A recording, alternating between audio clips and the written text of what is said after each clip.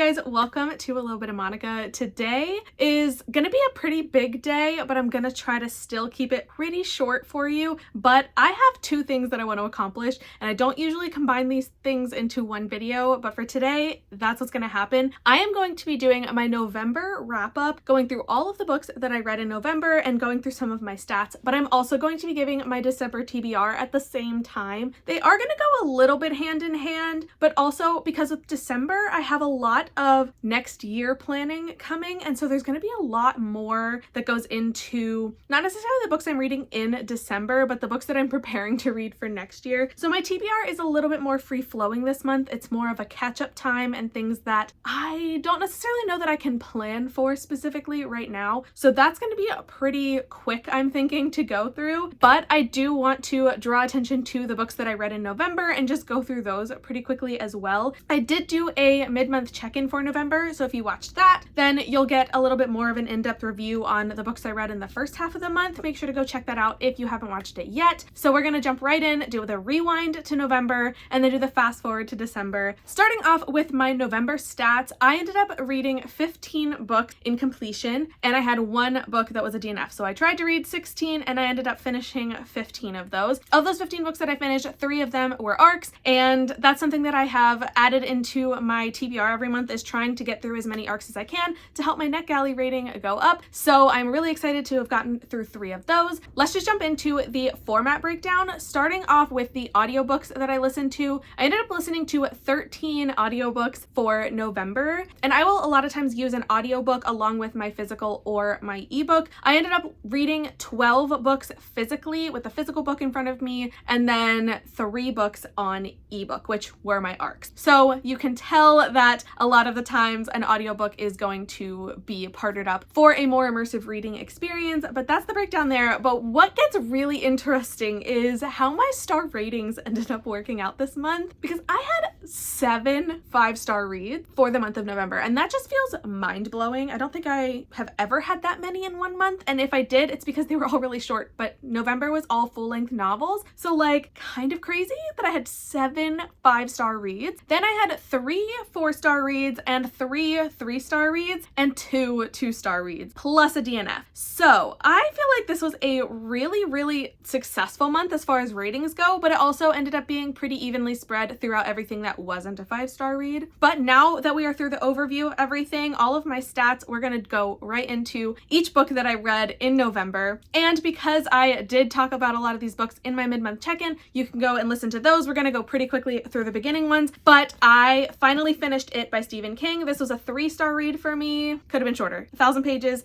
is too many pages, but overall, I still really like the story, but I think I'm gonna stick to watching the movies for that one. Next up, I'm gonna talk about all 3 of these together because I talked about them together in the mid-month check-in. I finished the last 3 books in the Chestnut Springs series by Elsie Silver, and I loved all of them. They were all 5-star reads, and this is how my 5-star ratings ended up being so high for this month, because I read 3 of these and they were all incredible. I loved the characters, the story, the way that this world is, the community, everything about it. I love them. Next up was my most disappointing read of the month, and it was my DNF. This is Bloodguard by Ceci Robson. I just did not connect, did not care about the characters, didn't particularly like the plot where it was going. So I ended up DNFing this at 30%, and I have no regrets other than the fact that this is a really pretty book, but it's gotta go. It's being unhauled and it's on my Pango, so disappointing, but at least I know that I don't need to keep it around. Also, I just have to say that I may or may not have accidentally lied earlier when I said that all of these books were full length, because I forgot that I listened to the audio novella of Two Can Play by Ali Hazelwood. This one was a 5-star read. It was so quick, but it was so beautiful. I loved it. I loved the characters. I loved the setting. I love the short plot, the romance that took place. It was very fun, and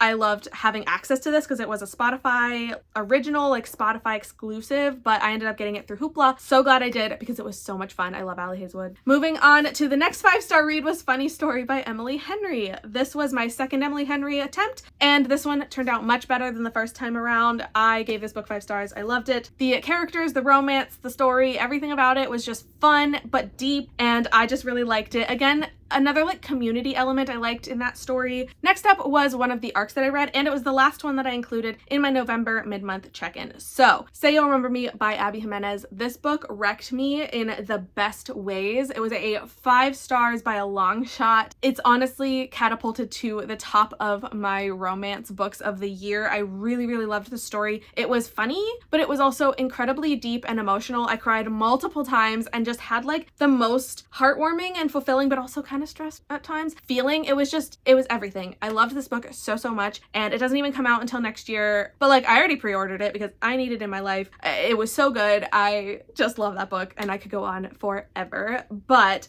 I want to get to the new books that I haven't talked about in my video yet. So here is the last half of the month and the books that I managed to get through in the rest of November. Next up was another arc. This one is Snowed Under by Juliana Smith, and this one is book 2, and I didn't read book 1, so I was going in a little bit blind as far as the setting and the characters, but I ended up really liking this book and I gave it 4 stars. This is a romance where the ski instructor ends up getting to know really well the parent of one of his students, who is a single aunt who has custody of her niece and nephew, and the relationship that they spark is really cute. The interactions between basically all of the adults and the children are really cute and fun, but they also enter into a fake dating scenario, which is one of my favorite tropes, and they are doing this for publicity for the ski lodge, but end up finding some very, very serious feelings that are brought into the picture, and I really liked the way that the story went. Sometimes the characters' actions were a little bit questionable, or like the way that they process things was a little bit weird at times, but I think the leading force in this book for me was the romance with the children, who were always a part of the picture and were always like the priority, and I really liked the way that they were drawn in, and the characters of the children were so fun to read about. I just really liked all of it together. So this one was a solid read and a solid arc that just came out at the end of November, I think on the 23rd. Next up was The Breakup Pact by Emma Lord, and this one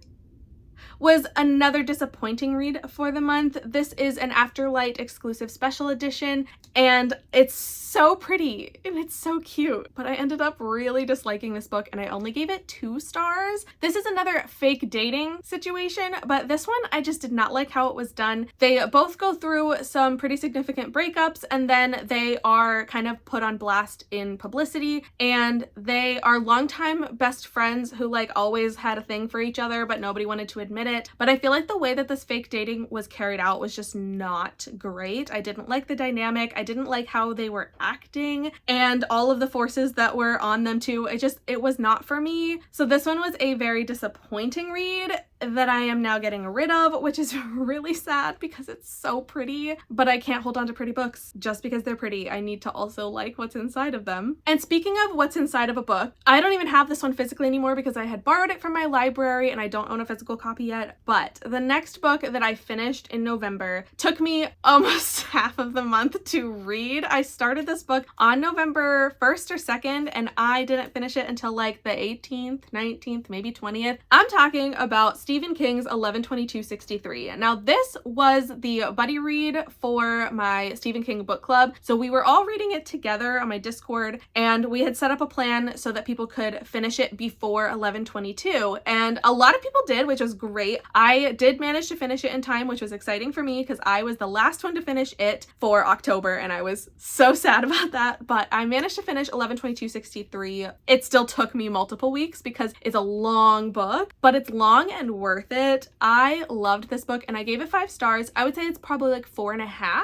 but I could round up to 5 because I had such a really good time reading this despite it being really long. And being a long book is, I think in my head, it's a little harder to be a 5-star because I feel like I'm trudging through it. But with this book, I ended up really liking it. It is a kind of like sci-fi horror, I guess. And basically our main character, Jake, is going to go back in time to try to prevent the Kennedy assassination. And I think that this story is just so interesting. The way that the butterfly effect comes into effect and he has to kind of deal with everything that's going on. Is he going to be able to prevent it? Is he not? What's going to happen? I feel like there were moments where I truly had no idea where the story was going. He's going to be faced with a lot of difficulty, but I had a great time with this book. I was like fully invested in the story, ready to keep going, and despite it being being long, like I said, it just kept moving and I loved that. So I'm really glad that that book ended up working out well. I do still need to get my hands on a copy, but that's a problem for another day. Next up, I want to talk about Best Hex Ever by Nadia El-Fassi. Now this book, I had absolutely no expectations going into this one. This was another Afterlight special edition that I was excited to read. This one was from October, so I read this one actually pretty quickly. It was a really solid turnaround for me. This one is a really cute, cozy, fall vibes romance where our main character has a curse that anyone who loves her gets hurt, and she has to navigate when she starts getting feelings for someone else, and they obviously are connecting when they are both part of a wedding party. There's forced proximity, they have to share living spaces for this wedding, they end up having some really cute interactions. This one was a 4-star read for me. I feel like it was nice and quick. It's a shorter book and it was fun, but it was very cozy. It's just one of those that you can like wrap up in a blanket and just enjoy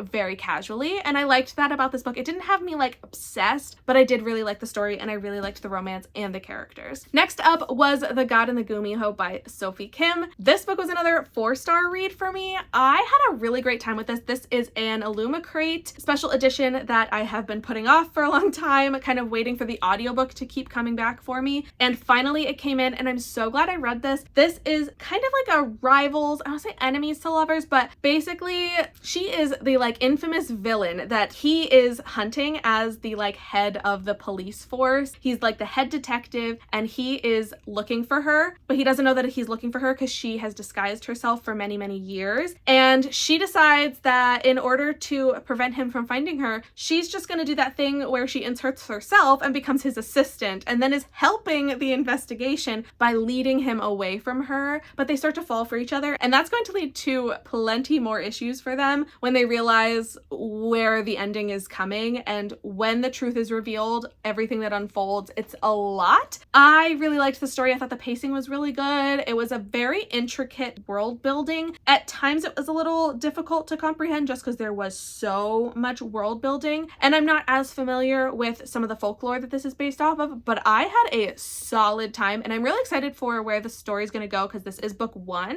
So there is going to be a sequel and I am really excited to find out what's going to happen for these characters. Next up was the third and final arc that I read for November, Under Lock and Key by Lana Ferguson. This book I was disappointed by. I gave it 3 stars, but I was disappointed by it because I loved the last book that I read from Lana Ferguson. I've read, I think, 2 books from her before, The Game Changer and The Fake Mate, and I really, really liked both of those. And then this one just did not work super well for me. This is a romance that takes place in Scotland where a girl goes home after her father dies and she goes to find her estranged family and introduce herself and embarks on this kind of mystery journey to help this super mysterious farmhand that lives on her family's property, who they immediately have this attraction, but they butt heads a lot. I thought the story was going to work really well, especially with the fantasy element that's brought in. This book ended up being monster smut in a way that I was not anticipating it being, and I don't know, I wasn't vibing. I wasn't vibing with it. I think a lot of elements were pretty strong, but in general, I didn't care as much. I wasn't invested in the story as much, and some of their interactions just felt off to me. So this one was not a hit, but it wasn't terrible. I don't really know where else to go with that. 3 stars felt very average and very appropriate for this one. And we are going to stay on that average train for the next book, and that was To Kill a Shadow by Catherine Quinn. This one is from Entangled Teen, and I had this book. It actually came out on my birthday last year, and I didn't get around to reading it until now. And then I got the ARC for the second one, which just came out within the first couple of days of December, and I had the ARC for that, so I was excited to read this one and then I would be able to go into the second book. This book was a 3-star read for me. I would say like 3.5 probably. I had a good time with it. I thought the plot was pretty fast moving. It was interesting. The main character is like an 18-year-old girl, I think, who basically ends up being recruited for training for the commander who handpicks her. They end up being the romance romance in the book, which is very predictable very early on, but it's very obvious that she has something very special about her, and their essential goal is that they are going to be taking recruits into the Mist, which is this like cursed land, to try to break the curse. And things are going to go wrong, things are going to go terrible, but there is a really fun element of found family that gets a little bit twisty in there, but I really liked the found family element that is present in this one and the sequel. And then I liked the romance. I liked that it was a little bit more slow burn in this one, and I don't know, it worked for me. But again, this book didn't have me like obsessed. It didn't have me super invested like I was hoping for. But I think a 3.5 star rating, even though I rounded it down to 3, I do think it's still a pretty fair judgment for this one. And I do think people who like YA fantasy and romance would like this. It does read very YA, which makes sense because that's what it's labeled as. Last up, and I'm really sad that this is the last book to wrap up November because it was not on a high note, but I only gave 2 stars to Hot Summer by Elle Everhart. This is another Afterlight special edition that just did not hit for me. This is a reality show, very similar. I don't know, I've never watched Love Island. Don't come for me, I've never watched Love Island, but Bachelor in Paradise kind of vibes where they're all sent to the beach and they pair up and they find out who is, you know, best fit with who, but the show throws in wrenches and tries to make everything as dramatic as possible, and that's exactly what happens. The problem with this book is that I love their relationship. I just don't understand how they got there. Everything felt like it progressed off page, which I don't love. The 2 main characters, their relationship is cute. I liked it. I liked where they got to, but I feel like everything just, it was all of a sudden and they were obsessed with each other. All of a sudden they spent all of their time together attached at the hip, but I didn't see that happen until after the fact. The same thing happened with the main character and one of the guys that was there who, like, they became ride or die besties, like, right off the bat somehow. But again, they proclaim themselves like that and I had no idea where it came from because they interacted like 3 times on the page and then suddenly they were besties and didn't want to live without each other. I just didn't get it, and that kind of continued throughout the whole book. I just felt like I wasn't seeing as much of the connection as I wanted to on the actual page. So I don't know, the drama just didn't feel necessary, which is very realistic for reality shows like this. That's what happens. I just didn't like it. I didn't like having to read it, so I didn't have a great time with this, and it was disappointing for that to be the end of my November experience. My goals for November was to read through some special editions and ARC, and let me just remind you that I ended up reading 5 special edition books in November, plus 2 other books that were first editions that were like pretty books that I wanted to get through. I feel very accomplished in that respect, but for December I want to keep up the momentum and I want to be able to read some more of those. So I picked out a few books that I want to hopefully get to. I'm gonna bring back The Voyage of the Damned by Frances White because I didn't read it in November like I said I was going to. I literally have a hold on the audio, like I have it and I need to actually get to it, but I'm putting that one back on. Of Jade and Dragons by Amber Chen. This one is just really pretty. I'm obsessed with the colors of this cover in general, and I just picked this one because the audio started coming back for me and I keep delaying it, but I am going to take it one of these days. I promise it will happen. Next up is The Pairing by Casey McQuiston. This is an Afterlight edition and I am going to be buddy reading this one, so it kind of depends on when our audio books line up when we get them, but this one is going on also because I have 2 editions. I have the original first edition printing that I had signed from an event back in, when was that? August, I think. And then I'm also throwing in To Gaze Upon Wicked Gods, which I did start. So this one I know I'm finishing in December. I already started it, but this is another Illumicrate book that I just like really need to be getting through so that I know that these books are getting finished. And then for my Stephen King book club, we are reading The Shining this month. The Shining and Dr. Sleep, which both go together, but this one is the main focus. I have not read the book, but I have seen the movie, not for a while, but I have seen the movie before. So I'm excited to dive into this book. And I do want to give a quick shout out because this one was a gift and it just was from a fellow reader. So thank you to the fellow reader who sent this to me. I so appreciate it because now I can enjoy the copy that I have while I read it for the book club. I am very slowly accumulating my Stephen King collection as we are reading through these books, and I'm very excited to get to this one. I am just waiting on the audio to come back in so that I can get started on that for the month. And then the rest of the books that I want to read are all going to be arcs. I really want to get ahead on my arcs. I don't really have any that are coming out in December other than To Shatter the Night, which is the sequel to Kill a Shadow. And that one already came out by the time this video is out. It was, I think December 3rd was the release for that one. And so I made sure that I was starting that book early enough that I would finish it before the release, and I'll share my thoughts on that a little bit later. But that I think was the only book that I had for December. The rest of them are ones that are coming out in 2025, but I want to get ahead on them so that I don't feel like I am accumulating a backlog that I can't work through. So I definitely want to prioritize some of my older ones that I've had for a long time and try to work through those as much as I can. But that's pretty much all I've got for my TBR. I want to keep it pretty light. Some of these are like optional. They're ones that I want to read, but I can move them around a little bit because this month is going to be a lot of planning for me. I'm finalizing some details on my 2025 reading journal, which I am doing digitally for next year.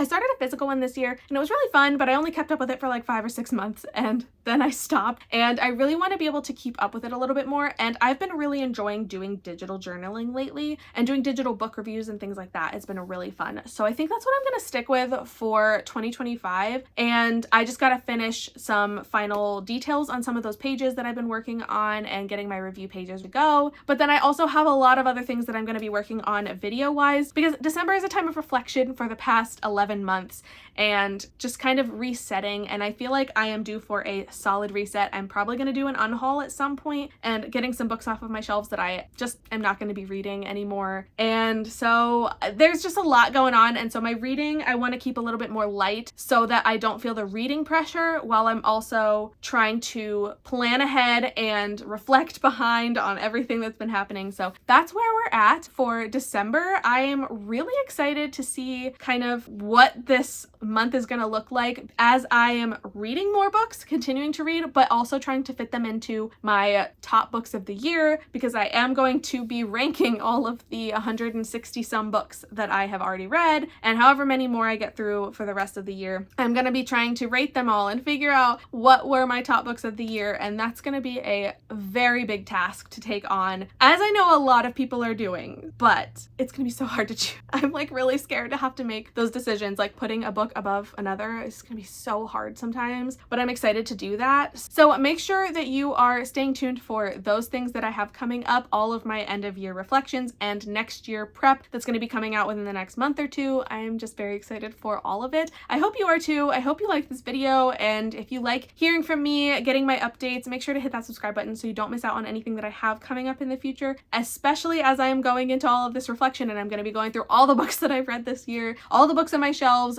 and finding out which books I want to focus on for next year. It's going to be a lot, but it's very exciting. I want to thank you so much for coming along here, listening to me talk about the books that I've read and the books that I want to read. I love having you here, and I would love to hear from you in the comments if you have anything to share, thoughts on books that I've read, thoughts on books I haven't read yet but you want me to read. I would love to hear if you have ideas of things you want to see from me. Always let me know in the comments. I'd be happy to listen. Again, thank you for watching this video, and I really hope that I will see you in the next one. Bye!